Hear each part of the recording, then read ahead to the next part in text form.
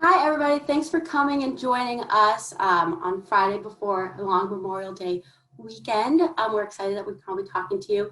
Liam, unfortunately, is having some technical difficulties, so hopefully he will be joining us in a bit. But for right now, it's just Elizabeth and myself. I'm excited to talk with you a little bit more about what job searching is going to look like over the next couple of months and how we can help you out. Um, for those of you who don't know me, but I think everybody should, I'm Becca. I support both Elizabeth and Liam in 5 different areas that we cover. So I'll do Liam as well. So Liam does counseling, learning services, and music. And then I'll switch over to Elizabeth so she can introduce herself a little bit. Great. Thank you, Becca. Yeah, I am Elizabeth McLean. I work with Becca with our early childhood and elementary teacher candidates.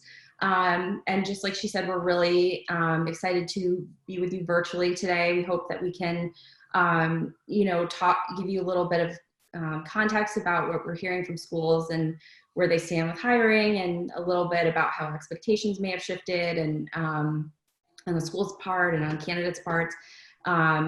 And also want to answer questions that may be out there that we've been hearing a lot from candidates. And we have a Q&A, so you can actually type questions in for us, and we'll be able to see those questions. What we're going to do is actually reserve some time at the end of the webinar, and we're going to answer as many questions as we can.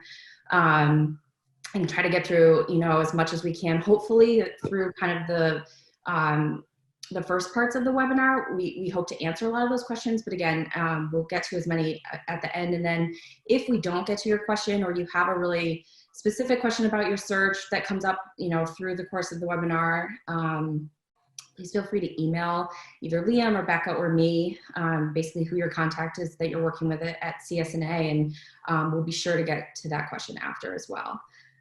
Did I miss anything, Becca, for our intro? I think you got it all. The only thing I'll add is that first bullet point, so attendees are muted without video, so unfortunately we can't see you or we can't even hear you. But again, use that Q&A box to answer or to ask questions. Again, we'll be answering throughout the presentation. There will be time at the end for questions as well. And if we miss anything, feel free to shoot us an email. But I think you got it all, Elizabeth. Okay, awesome. So I think what we'll do is we're going to dive into kind of our first topic that we wanted to go over. We just wanted to talk about the timeline. Obviously, as with everything else in the world right now, the hiring timeline for the schools that we're working with is different, as I'm sure you're all experiencing in your own job searches. So we wanted to talk a little bit about kind of traditionally where things would be right now, and what the new timeline is. Generally, if this were a quote unquote normal year, as we're getting into the end of May and beginning of June, schools would really be wrapping up their hiring at this point, looking to go into their summer break, pretty much shored up for the next year in terms of faculty openings and administrative openings. And things would really be kind of wrapping up at this point. What we're finding is, I would say schools are in one of 3 categories right now. Schools that, have been able to kind of proceed business as usual, in which case maybe they had searches that were pretty, far along around, mid-March when things really shut down formally. And, were able to kind of fill their openings or, proceed kind of virtually and fill what they needed to. And then there are schools that, decided they had openings that they were planning to fill that maybe they decided to put off those searches. So, if you saw some positions closing that you were referred to or had seen at other places, we did hear a good amount of, schools maybe putting off searches for a year. I think there are a few overarching themes with these decisions schools are making. One is their enrollment numbers. I mean, we're just in such a state of uncertainty in the world right now. And that is definitely true for the schools that we work with as well. I think, trying to understand when things are going to open up again and whether they're going to be able to be on campus next fall is really playing a factor into their hiring right now. So in some cases, schools, may have had to kind of say, we just have to put this off for now. The third category, which I would say, Becca, and, let me know if you have different insights here, where schools are in kind of a holding pattern with their searches. And I think as a candidate, that may be where it can be frustrating. You may be feeling like you're not getting as much of a response from schools. And these are the situations where schools have decided to try and wait and see what's going to happen. And whether that's, again, if they're going to try to figure out if they're going to be on campus. Hi, Liam. I think we can see you, we can't hear you. Oh, gosh. Oh, there you are. Okay. Is it working now? Yes, we can hear you now. Okay. Hi, everyone. I'm sorry for the interruption. My internet is spotty at best and just conked out for a little bit, but we're back. So hopefully, fingers crossed, we're working now. I apologize. No problem. I was just kind of starting with the hiring timeline. Okay. So yeah, so just going back to kind of that, I would say that third category of schools where, they're not ready to close the search, but they're not necessarily moving forward at the normal pace right now. So that's really, at least from my perspective in the elementary sector, is I think the majority of the positions, but it's not all of them. It's a majority, it's a small majority. I think, what we're not seeing as many of is kind of brand new positions, which you may have noticed on the candidate side, that you may not be seeing as many new referrals right now. And that is, I think schools, if they are looking for, maybe would have opened a position, they're waiting. So that's all a very long-winded way to say that we anticipate that the summer months are actually going to be quite busy. Whereas we usually would say not much happens after, June kind of is the mid-transitional month where things wind down. We think things are going to be busy through the end of the summer. I mean, I think we're hearing from schools that don't know, what they're going to need next year. I've heard from a couple schools who are actually going to be adding staff, faculty, because they anticipate not being fully back physically at school in the fall. And as I'm sure many of you are experiencing, if you are teaching via distance learning, especially I think to lower school age children, it's uniquely challenging. And I think schools are in some cases maybe saying we need extra help next year. So that could be a positive in terms of the additional openings we might see. So that's the timeline, I would say. And Becca and Liam, if you have other kind of points of view, definitely please chime in as well. Sure. So, that's all to say as well. I think we're kind of learning as we go too. Schools are learning as they go, and we are too. We are trying to kind of stay as up to date as possible with what's going on. And, I think that we're getting a lot of questions and we're doing our best to answer them, but it's also, I think, can be frustrating as a candidate because we don't really have concrete answers a lot about, when our school is going to really kind of start interviewing again if they've been holding off, or when do we think the offers might come through? And the reality is in many cases, we just don't know, but we are really trying to stay active in terms of getting a feel for the market and staying, in touch with schools and making sure we have a sense of, what things are going to look like in the next couple of months. I think chiming in off that point, Elizabeth, I'm sorry if you had already covered this. And by the way, everybody, for those who don't know me or don't recognize me, I'm Liam Gluck. I'm a placement associate here at Kearney. I was previously a music teacher down in Texas and also in Connecticut, and I've been working at Kearney for about 5 years. I handle music placement as well as learning specialists and guidance counselors. So those of you who've seen emails from myself, Rebecca, here we are. And I apologize once again for being late. I'm so sorry. I don't know what happened with my Wi-Fi, but I'm just glad it's working now. I don't know if Elizabeth had already touched on this, but we're hearing that either June 1st or July 1st seem to be somewhat moving targets, but pretty solid targets for schools and particularly their boards to figure out their financial situation next year. just because there is so much in the air right now in terms of regional economics, regional public health, depending on where the school is or what their state guidelines are for reopening and how they're going to do that. Schools are trying to crunch their numbers and see, get a closer look at their budgets and their enrollment. And that will sort of dictate, as Elizabeth had previously mentioned, what jobs are coming off hold, which will stay on hold until next year, which will go away entirely. Maybe they'll try to just internally shuffle people around, or which new positions we need to add, because particularly in the elementary division, or I would say especially too in the lower and middle school learning specialist sectors. Right, parents have been pretty frazzled, as I'm sure or I'm sure you can imagine, with these younger students being online all day or for chunks of the day.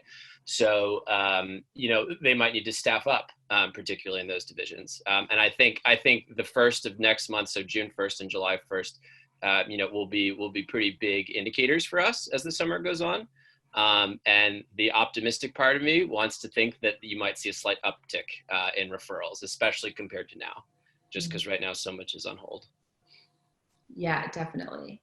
I think another kind of common question that we're getting, kind of moving on from the timeline, is in terms of the actual process, what does that look like and how does it differ from the traditional process? And I think the one that's most obvious and almost goes without saying is probably the biggest piece of the interview process with schools is that on-campus visit, the demo lesson and the day or day and a half that you might spend at a school, and not being able to do that now. And kind of, we'll talk a little bit about how schools have adjusted based on, that piece being unavailable, and, kind of what we're seeing as far as the new process. The first step is generally a phone or a video interview. So that really hasn't changed. The difference is that those are really, they're probably going to be a video interview,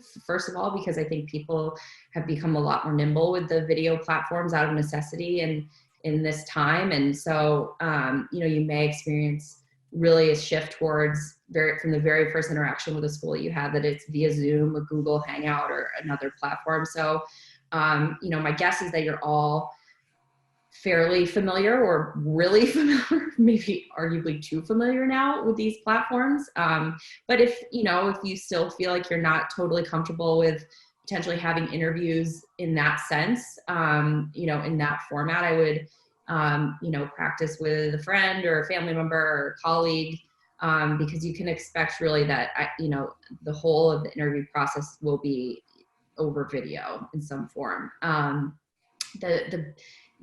think the most interesting thing that we've seen and kind of trying to keep a monitor and keep an eye on is how schools are handling that demo piece. And I think there are a few different ways, and this is where I'll ask you guys, Becca and Liam, to chime in as well. I think we all maybe have heard different anecdotal examples from schools. I mean, some candidates have recorded themselves teaching before this happens. So if you have those, and we're actually going to go, Becca's going to take us through and Canada Connect a little bit later, where you can upload those examples of your teaching if you haven't already. But, that's a great thing to have if you have it from a couple years ago and you need to kind of dig it up and have that at the ready. That's a good example.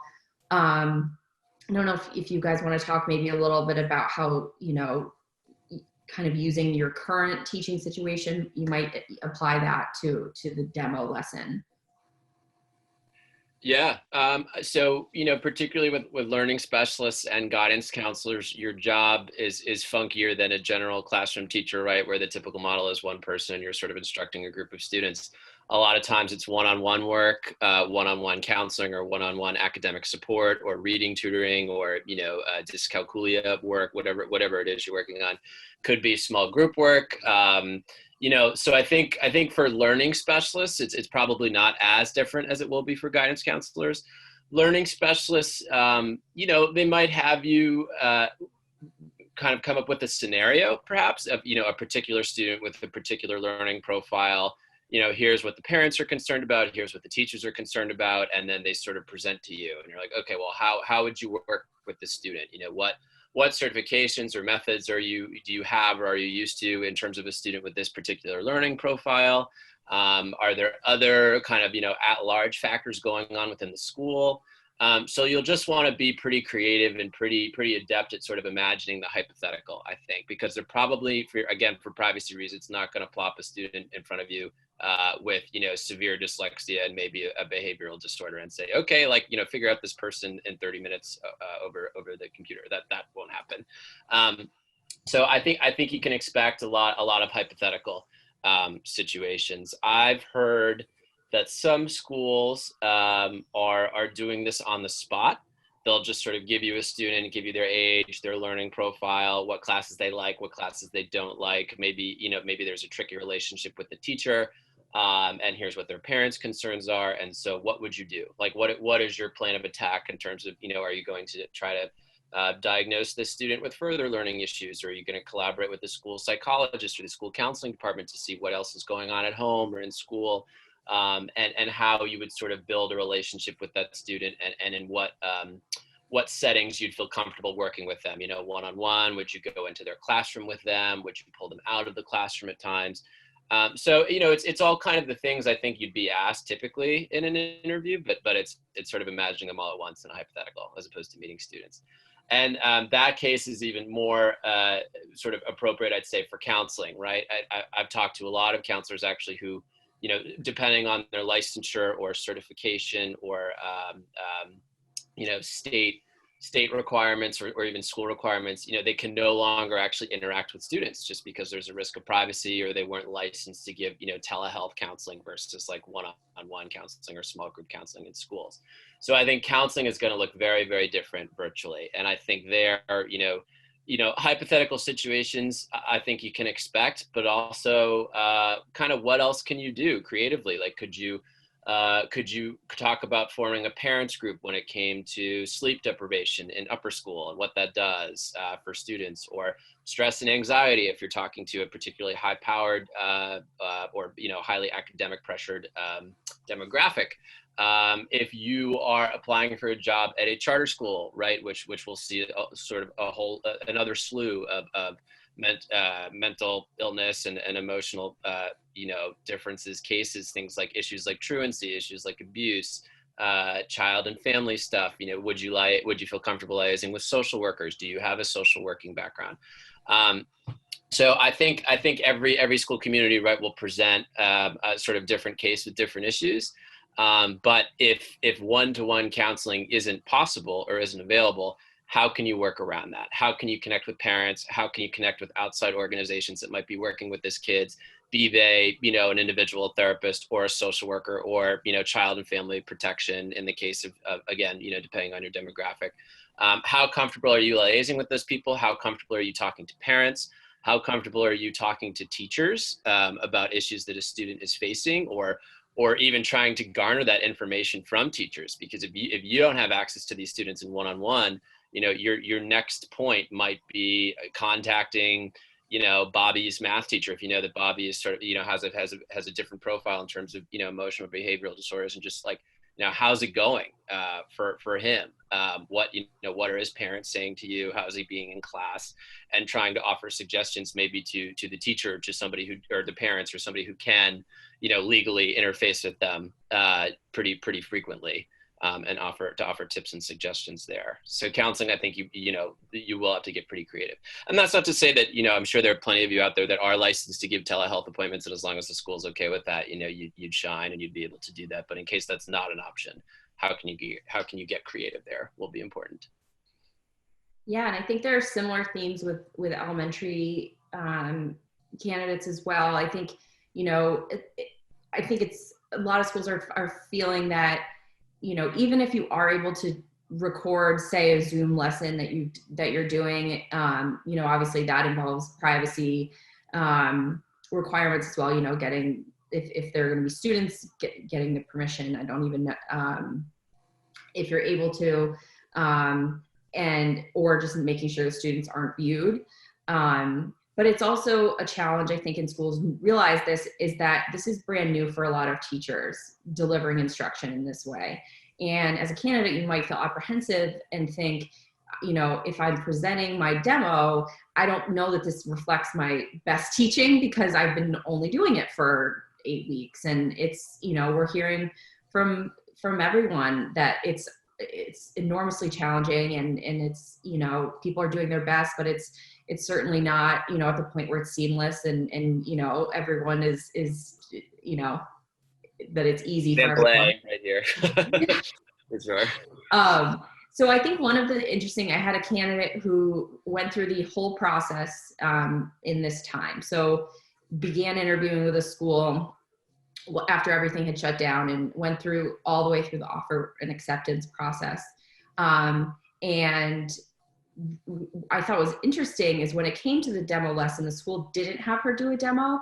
What they did was really dug in deeper than I think they normally would have with her references on, how the curriculum that she's using, and she had actually done some work developing curriculum. So they dug in with that. But it just in general, I think these sort of non-traditional ways of getting at what the demo lesson achieves is a lot of what schools are wrestling with right now. So it's something where you can also think in that context. And again, Becca, and we're all going to kind of talk a little bit more towards the end of the webinar about how you can do that. But just wanted to introduce that because in some ways the demo lesson may not be an aspect. And so both schools and candidates, I think, have to think about, what does that accomplish and how can you do that in different ways? So it may be that you want to circle back with your references.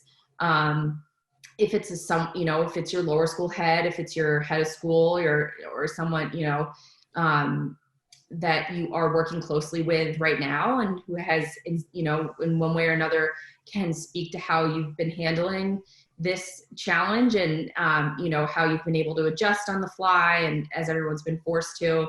And maybe, it's if you aren't comfortable asking them to write a new letter, that's fine. But if, maybe they can be a contact reference and just kind of touch base again with your references and so that they'll kind of be prepared to speak about some of these things that where, by the time the schools would normally be doing a reference check, they will have already seen you teach and had, really in-depth time with you in person.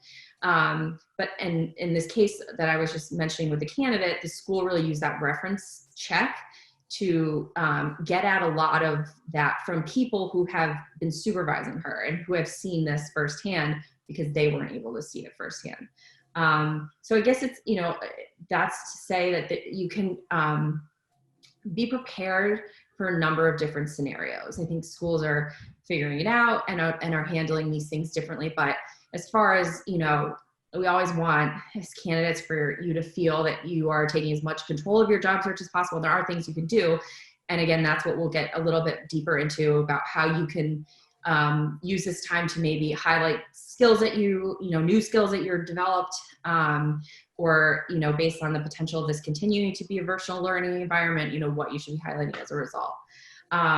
So that's kind of where we're seeing the process go as far as the interview process.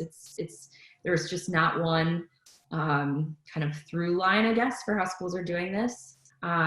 Elizabeth, sorry to interrupt you, but I love the example of walking through a candidate's experience all the way through. I have a learning specialist candidate who's currently a finalist for a job. I think there's an offer extended. So not sure whether it's totally complete yet, but crossing our fingers for sure. Similarly, as Elizabeth said, be prepared for a lot of scenarios. I would say also be prepared to talk to a lot of different people. Because you can't visit campus. That's really the time where, you might have lunch with students, you might teach a different cohort of students. You as in the case of a learning specialist, let's say, you definitely meet as much of the department as you could, and they'd sit down with you for, anywhere from 5 to 10 minutes to 30 minutes just to ask you about what you're currently doing and what your impressions are of their campus. You would see, parents interacting with teachers, you'd wave hello to administrators as you were touring the place. So, you just sort of through osmosis, you get a better sense of the place and of the people there if you're visiting. But since you can't visit, I think what this school in particular did from start to finish was just have this person interview with a ton of different people. I mean, Normally you have, you know, 2, maybe 3 conversations before you're a finalist and you visit campus. This person had 8 different conversations. She met with her department. She met with her department chair. She met with her division head. It was an upper school division, so it was the upper school head contacted this person. She met with the head of school. And then usually when you're touring, for those of you who have been finalists before, the head of school is usually like the last stop, right? It's sort of like Wizard of Oz. You know, you've made it to the person behind the curtain, and then you get to sit down with them and just talk about their school. But after the head of school conversation, this person talked with a parent group, a couple of parents who have kids with learning differences, and actually got to hear a really interesting perspective there. It was sort of like, you know, gloves came off a little bit, and the parents, you know, shared complaints or issues that they had with previous people, or just, you know, how that sort of parent-teacher dynamic had worked. This person also talked with a member of the board, just to get a sense of like what the goals are, you know, in a post-COVID era of this school, how they're doing financially, but also where they're going to go mission-wise and enrollment-wise, and just sort of ethos-wise. So she said, you know, while it was fairly extensive, and she was certainly writing more thank you notes, I think, than she wanted to, you know, you can still get a pretty comprehensive view of the school. And so I think you can expect to, in lieu of the campus visit, to meet with a lot more people than you would have met with previously. Definitely. I'm hearing the same. Thank you for adding that. Sure. That might be we wanted to just, might be a good transition to kind of our next section. Before, we just wanted to point out, if you haven't already, we've gathered some resources on our website for virtual hiring. And if you go to carneysando.com, right at the top, it says COVID-19 resources, I believe. And, you know, just trying to put together some helpful, you know, articles about kind of what we're talking about, and different resources that you can use. So we just wanted to point that out as well. It's a living being. We're adding to it, you know, as things go along, and hopefully that will be helpful too as a resource after the webinar as well. So just wanted to highlight that. And then unless either of you have any more to add, maybe we can transition. Yeah, just really quickly, it's a great resource page, because I mean, to go into teacher mode here, it's all primary sources. It's no secondary kind of like, what do you think, or what we're seeing. It's either, you know, recorded conversations or interviews or videos, or, you know, direct dialogue with hiring contacts in schools that are saying, this is hard, but this is how we're doing it. Here's what's worked. Here's what hasn't. Yeah. So it's very good sort of like exemplary material. Yeah, I think that's such a good point. And we, right at the beginning, we're now able, I think, to talk to more people who've more recently had experiences. One resource that we used a lot was talking to international schools and candidates who have gone through the virtual hiring process, because that's really how international schools do it for the most part. So just as Liam said, kind of people that have gone through the process on either side, and you know, we can help as much as we can from our seat as you know, placement group members at Carnegie Sando, but it's just a nice first, you know, right from the source. So yeah, great. Yeah. So now is the time, I guess, to transition to our next big topic, which will be school expectations. You know, just sort of discussing how things are going from the school's end, what questions they may ask you, what you should ask of them. You know, I think we've talked a little bit about how they're navigating this crisis, but we want to put it in the context of now, what are those conversations going to look like with you? So the first topic we'll sort of delve into here are questions that schools are going to ask you. I think, you know, as we all log into Zoom and like no one's doing anything really with their life except, you know, navigating COVID, and it's like, this is the only thing you can talk about. You know, we've seen that's sort of the same case with schools. I think what they're first going to ask you is like, how's it going? First of all, like, what does your day-to-day look like? What did that transition look like? And how did it go? How do you feel about it? Who was in charge of it at your school? What role did you play? What went well? What didn't go so well? So I think, you know, definitely expect some questions about the current situation at hand and how you've adapted to it. And feel free to speak honestly. I think the most authentic answers here are going to be the best. because as has been, sort of a frequent theme that we've already talked about, none of us have really navigated this before, be it, a candidate looking for a job or a school trying to hire, a teacher, administrator, learning specialist, or whatever it is. So be frank. Yeah, this was really tough, or I had a particular student or a particular section that, just given X, Y, and Z did not go well, but here's how we figured it out. Here's what did go really well. I felt very supported by, Mr. and Mrs. A, B, and C, but, could have seen more help from this particular person or role or whatever it is. So I think schools are going to ask you about that. In that answer, they're going to try and gauge your flexibility and adaptability and how you navigated a challenging system.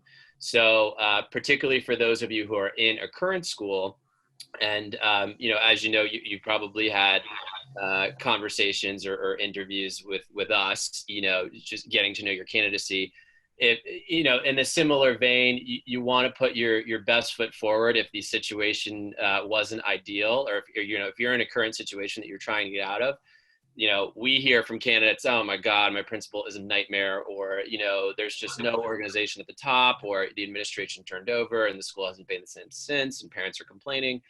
Obviously when you're trying to sort of encapsulate that with the school, you'll want to, make it sound professional, make it sound as though you rose to a challenge, but here are some things that just didn't fit.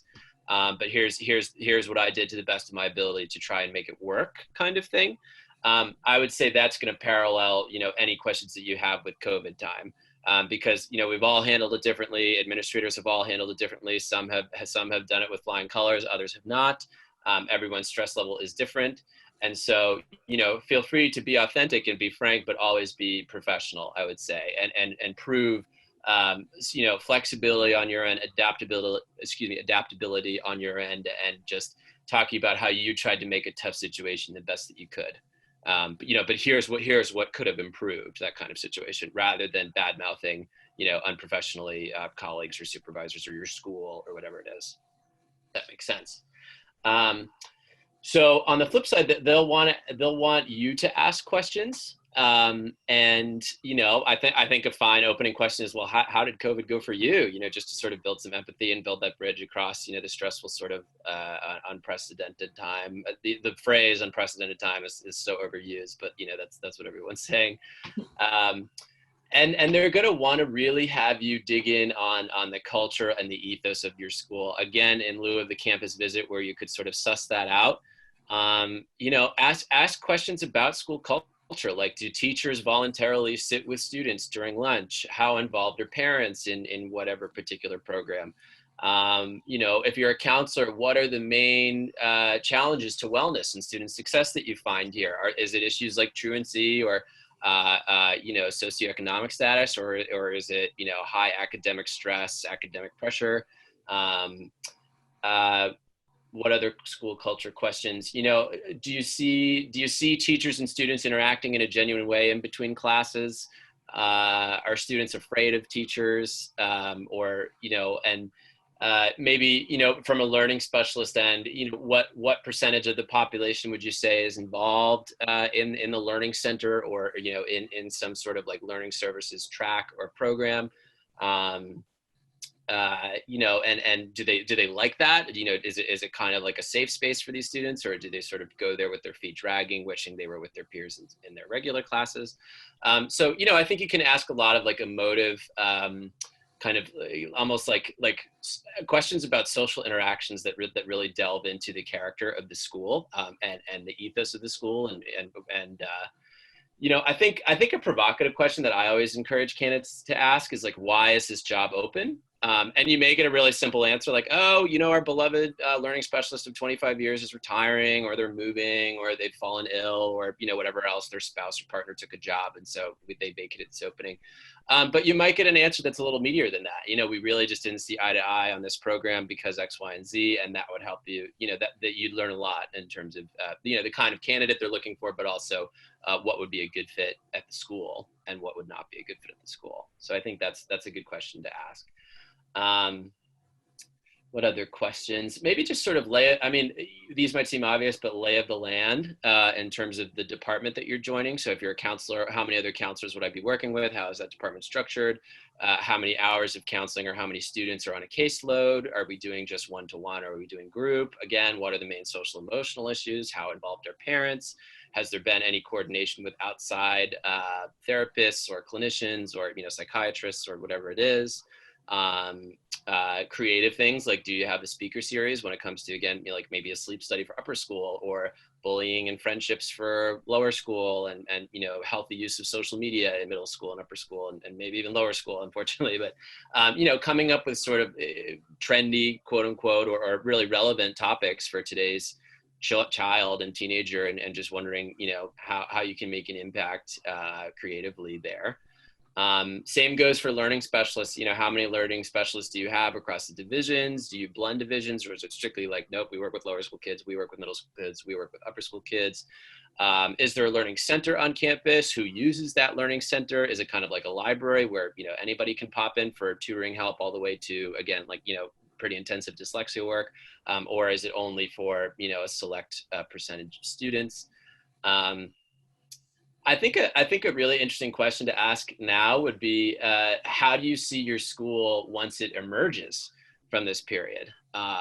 Because I think, in a lot of ways we've had the time, but also we've been forced to reflect on how our brick and mortar schools operate. So, do you see a mix of hybrid online and brick and mortar learning happening down the road? Do you see a revamp of the curriculum? Will wellness and mental health all of a sudden be a huge issue as people have experienced loneliness and isolation, or job losses among parents and community, or sickness, illness, and death in terms of COVID? How much has that impacted this community? And how will the community kind of change? How will the day-to-day school operations change after this? I think that would be a very good question to ask, and just prove that you're very thoughtful in terms of what's happening at the school, and you care about what's happening at the school, but two, you're also looking forward, to sort of imply, I think questions in which you look forward, like, well, what do you hope for the Learning Center in 5 years? Or what would you like to see the guidance counseling program do in 5 years? So as we said, I think it's great for 3 reasons. One, we already touched upon, you're being empathetic, you're showing that you care about the school. Two, teachers and administrators tend to be pretty idealistic, visionary people. They love looking ahead and imagining the sort of ideal scenario. So they'll really enjoy answering that question. And three, when you're implying that what the school is going to look like in 5 years, that means you want to be there in 5 years, so that you're a pretty safe, stable hire. You won't cut and run after 6 months or a year. So I always advise candidates to ask about the future, but I think especially now that's an important question.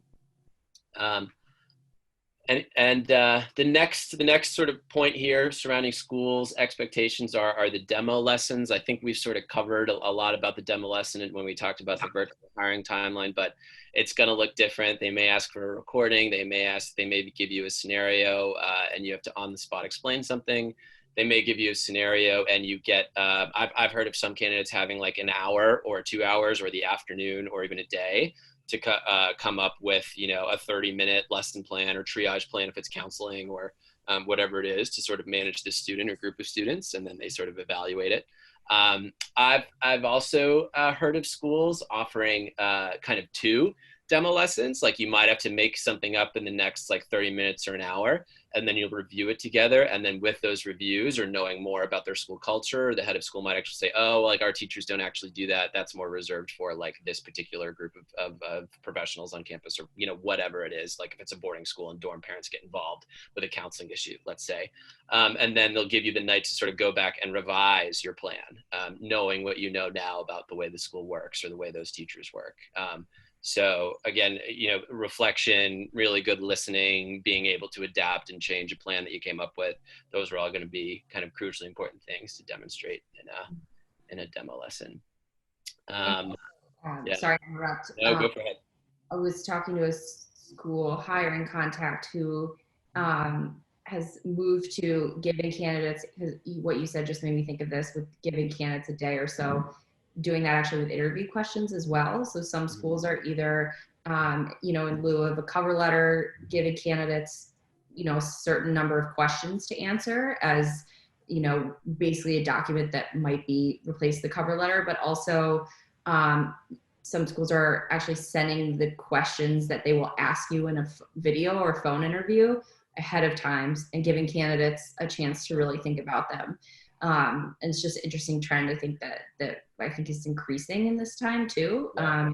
The thought process there is, you want candidates to really think hard about what they're going to say and give them a chance to dig in on their answers. So just heard that and thought that was really interesting. I think also, as Liam was saying, some schools are, we've heard from a couple of schools that are offering as part of the interview process the chance to speak to someone in the school, not in an interview context, in like a get to know the school in a more candid way type of context. So, a common thing with the campus visit is that you would either have lunch with people that you'd be on the team with, or, if you're interviewing for a third grade teacher, maybe you'd have some time to just talk to the other third grade teachers on the team. And that's where you can really get at a lot of the school culture and not in a gossipy way, but in a more, on the boots on the ground kind of, what is it like to work here? You feel more comfortable because it's not you're not talking to the head of school. You're not talking to someone who's making a hiring decision necessarily. It's more of a, someone who would be a colleague. And so you may get more of the answers. So, that's, I think, an evolving trend too. I think, if you are struggling to get a sense of the community in the interview process, I think if you can say, I really am interested and just wondering if it would be possible to speak to someone on the team I'd be working with. I don't think that that's out of bounds. I think, you can also consult with Liam and Becca and myself with questions like that, where, if you're struggling to, you're missing that piece where, you've had more of the formal conversations and you've asked your good questions with the people in more supervisory administrative roles, but you're missing that piece of, just getting a sense of what it's like to be a teacher at the school from as the primary source, so to speak. So that's something to consider too in the process. But that's a great point. Yeah. Thanks, Elizabeth. Yeah, feel free to reach out or request to reach out to fellow teachers or hypothetical colleagues, people in your department, if you haven't gotten the chance to speak with them, just on what it's like to work there. Again, with this sort of like more emotive questions, I think can also, you can dig at school culture there, like why do parents choose this school? Especially if you're in a region with a lot of choices, say a larger market like greater New York City or greater Los Angeles, where parents have, dozens of options to send their kid at any age. Why do parents choose this school? What would you say the school is known for compared to its competitors? So then you can sort of get a comparative view of what Harvard Westlake is like versus Brentwood, or what, University of Chicago lab schools are like versus North Shore Country Day, what the differences are.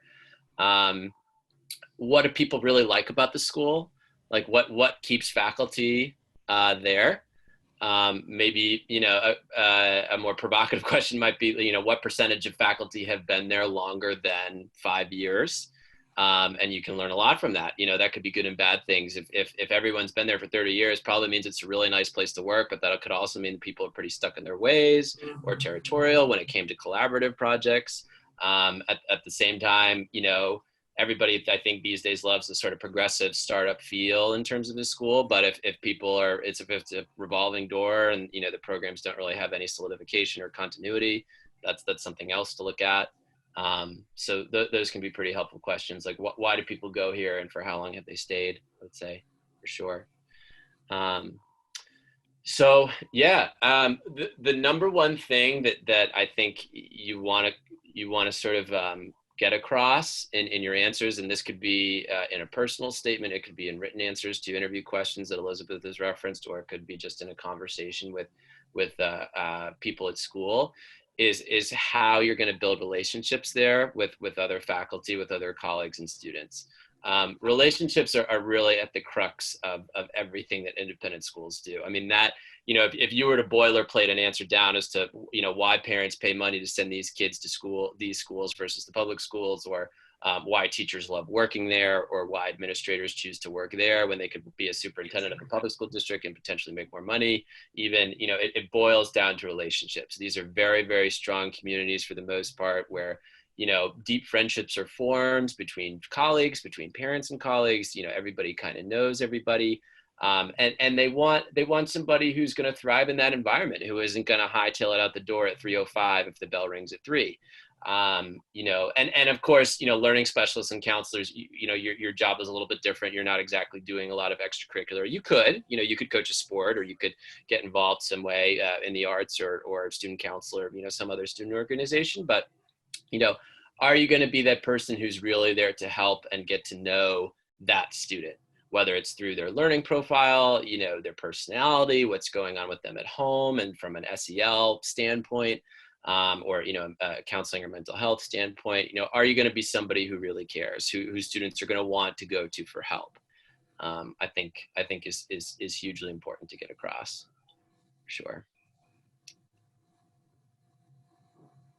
Anything else to add, Elizabeth, on that end, or should we switch to how you highlight your skills and talents? Yeah, I think you said it all. I think that, the big piece is the figuring out fit, I think, without being able to be there. And I think the bottom line is don't be afraid to ask a lot of questions. I mean, you may, because it's going to be more in depth on that end than it normally would be. Some schools do virtual demos that their admissions office put together before all of this. I think it's pretty standard on virtual tours, not virtual demos. So if you are on the school's website, maybe if you want to get, a sense of kind of the physical plan of the school, and a lot of schools do have those virtual campus tours. So that's something you can look at too.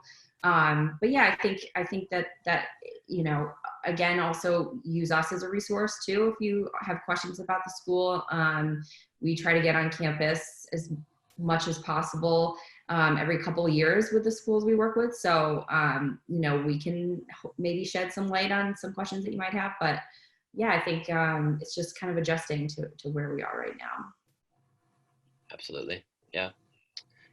All right. Well, we'll hand it over to Becca for the sort of last part here before the question and answer section. This is digging into your profile and how you can highlight particular attributes or skills to put your best foot forward in this time of virtual learning. Yeah, definitely. So let's talk about, what your profile looks like and how to highlight it best. How you have all these new skills, virtually learning and remote teaching. So I'm going to share my screen. Let's see. I'm hoping you all can see this. This is our colleague Namita's profile. She is on the English team. It probably looks a little different than what yours would look like. Hers says, I'm not looking, but yours should all say, I'm actively looking right now. One of the things that some of our candidates miss sometimes when they're, this is something that you can add after you filled out the profile, are these 5 short answer questions. They're questions that you might get asked in those first round interviews. So getting your voice directly to the schools before you even have that interview. It's a great place to, start in highlighting some of your skills and experiences there.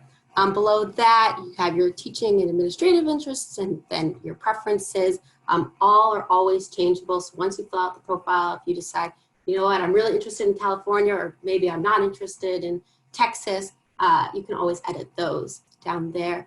Additionally, Namita doesn't have it right now just because she's not active and not an active candidate, but you will have in this middle, kind of where it would be right here, would be what referrals you have. Some are pending referrals, some are active referrals. Those pending referrals are the ones that we ask you to make a decision about before we send your profile. So those are situations in which we think it might be a good position for you, but maybe there's something that we don't exactly know if it is something you want to pursue. That's when we'll ask you to decide if it is something you want to pursue or not. Someone did ask about a question about the referral process from there, so I'll quickly touch upon that. It's just when you do decide it is a position you want to pursue, make sure you're going into the position, reading those follow-up directions. Each school's follow-up directions are going to vary a little bit. Generally, they will ask for a cover letter. Once you do that and send on your things, it's up to the school from there to decide who they want to pursue or not. But then you know that you've done everything you can on your end to make you as strong as a candidate as you can be. At the top back here, you can go to your materials and your portfolio. This is probably the most important thing to make sure you have updated at all times. Basic things for your profile, a resume. Definitely, if you don't have a resume, put that up there. It's most updated as you can, as well as a personal statement. Again, another way to get your voice directly to schools, showing them how you are a little bit different than all the other candidates in their pool. Something that it might be really important or exciting for you to add right now is that you all have this great new experience with remote learning and virtual learning and what that looks like and how you're doing in that. So adding that either to your resume or your personal statement are great places to show that you can do that, because my guess is, and I'm not an expert here, but virtual learning is probably not going away anytime soon. And so whatever school looks like next year, there might be some virtual aspects to it. So highlighting that you are able to do that is a great place to start. Letters of references. I get this question a lot. Should I upload letters of references, or a reference list will do? Either will work. Letters of reference are a little bit nicer because they go in depth, but we understand that with everything schools are dealing with right now, writing a letter of reference can be a little bit more time consuming than just being a name on the list. So if they can only get reference lists, those are also totally acceptable. We typically recommend 3 to 5 letters of reference. So I would definitely suggest either that or a list. Transcript, Namita has her transcripts up there. We typically only need transcripts from those who recently graduated college or are graduating this year. If you have 5, 6, 7 years of experience or been out of school for a little bit, you probably don't need to upload your transcripts anymore. Additionally, these kind of grayed out bottom letters right here, those are hidden from schools, so they can't see them. If you upload, a new resume or new reference letter, or whatever you upload, the old one will get pushed out here so that schools aren't overwhelmed with the amount of documents you have. Another question I get asked a lot of times are this kind of situation in which maybe we referred you to a school, but now you've updated a new resume and maybe we referred you a week ago, and you want to make sure that that resume is going straight to the school. I get that question a lot, asking me to make sure that gets pushed through. So the nice thing about these documents is that they are uploaded and updated live. So if you make a change on your end, it gets immediately changed on our end as well as the school's end. So don't worry if you feel that, we've referred you to a school, but oh no, you don't have your reference list up there. When will they get to see that? How will they see it? As long as you upload it, at some point it will get updated live on their side as well. Elizabeth was talking a little bit earlier about those demo lessons and video lessons. If you have them, right down here where the online materials are, that's a great place to upload it. Video lessons are getting a little bit more important just because you aren't doing those demo in school lessons anymore. So if you have a link to your video lesson, that's a great place to add down here. And then again, another place to put your references at the bottom as well. There is a little button that I forgot to mention, request a letter of recommendation. So if your recommenders feel more comfortable sending a confidential letter of rec where they don't have to go through you, you can click this button. It will let you fill out their information in their email. It will send them their own personal link where they can upload it themselves and never have to go through you if they feel more comfortable doing so. I think that's pretty much it. The last thing I do want to highlight is, if we can go back to our profile, you can preview how the school sees your profile. So when we send you a referral, this is what it does look like. It has your letters of reference, your personal statement, your resume, your contact information, again, those 5 answer questions, and then your interests as well. So if you want to know what gets sent and how it looks when it goes to the school, that's a great place to preview it. Let me just make sure I hit all my points. I think that's all I have in terms of what Candidate Connect looks like and how to highlight your profile. Elizabeth or Liam has anything to add? I'll let them talk as well. Yeah, thank you, Becca. I think it's a good thing. This is a good time, I think, just in general, to go back into your profile, and I think make sure it looks, in terms of your search criteria, accurate. Things may have changed. You may have decided with the state of the world, you're not really geographically flexible anymore, and decided you really do want to just kind of focus on a local search, or maybe you do decide that you want to open things up, or that there are other subject areas that you'd like to pursue. So just make sure, I think in general, that we're up to date, and shoot us an email if anything major changes, like a geographical alteration or just to make sure it's on our radar as well. And, you know, that we're able to kind of adjust the way we show you positions based on that. You know, I think we just got a question which we can talk a little bit about too, and a little bit about kind of profile. You know, the question is, should I add my experience in distance learning, remote teaching to my personal statement and resume? Yeah, I mean, I think you definitely should. I think, you know, you can always put, you know, add it to your resume if you want to send it to us, or your personal statement and send it to us and say, how does this look? You can definitely do that. I think Becca's right. I think this is not something that's going to go away, virtual learning. And for many schools, some schools may be able to fully open in the fall, but that was another common question that we got. Will schools be open? I think we touched a little bit on it here and there, but I think it's, you know, we're confident saying that there will be a significant number of schools that are at this point not planning to be on campus in the fall.